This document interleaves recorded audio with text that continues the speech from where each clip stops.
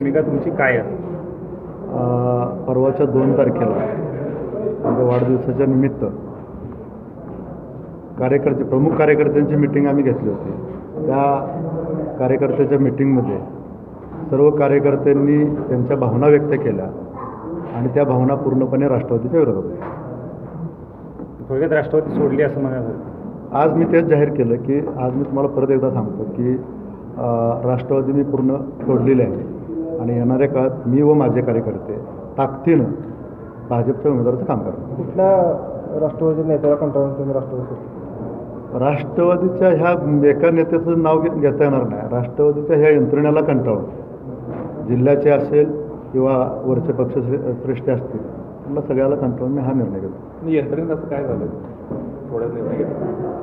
यंत्रणेत म्हणजे मी ज्यावेळेस राष्ट्रवादीत प्रवेश केला त्या दिवसापासून आणि त्याच्या अगोदर मी रासपमध्ये होतो. रासपमध्ये असताना पण राष्ट्रवादीच्या उमेदवाराला मदत करायची भूमिका जिल्हा बँकेच्या माध्यमातून घेतली आणि नंतरच्या कालावधीत राष्ट्रवादीत प्रवेश केल्यानंतर पंचायत समिती असेल, जिल्हा परिषद असेल, ग्रामपंचायत असेल, सोसायटी असेल, मार्केट कमिटी असेल आणि खरेदी विक्री संघ असेल, आणि ह्या सगळ्या संस्था ह्या शेखर गोरेंच्या नेतृत्वाखाली लढवल्या गेल्या आणि ताकदीने त्या जिंकल्या. असं असताना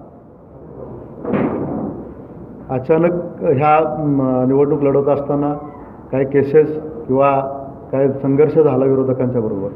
त्या केसेसमधून मोका ही केस माझ्यावर लावली गेली आणि ते लावले गेल्यानंतर राष्ट्रवादीच्या नेतेमंडळींनी अचानक नवीनच एक कार्यकर्ता तो नेतृत्व पुढं आणायचा प्रयत्न केला आणि ते विचारण्याचा आम्ही प्रयत्न केला की आमच्यावर अन्याय होतोय, तुम्ही अशा पद्धतीने का करताय, हे विचारत असताना त्यांनी आम्हाला कधीही 1 वर्षात वेळ नाही दिला आणि एवढ्या ताकदीनं तिथं राष्ट्रवादी आम्ही उभी केली. ज्या ठिकाणी राष्ट्रवादीची एकही ग्रामपंचायत येण्याची परिस्थिती नसताना 70% ग्रामपंचायत, 70 ते 75% सोसायटी, पंचायत समितीवर वर्चस्व, जिल्हा परिषदेवर वर्चस्व, खरेदी विक्री संघ 13-0, अशा सर्व निवडणुका आम्ही ताकदीनं विरोधकापासून आम्ही काढून घेतल्या आणि त्या ताकदीनं लढवल्या आणि जिंकल्या.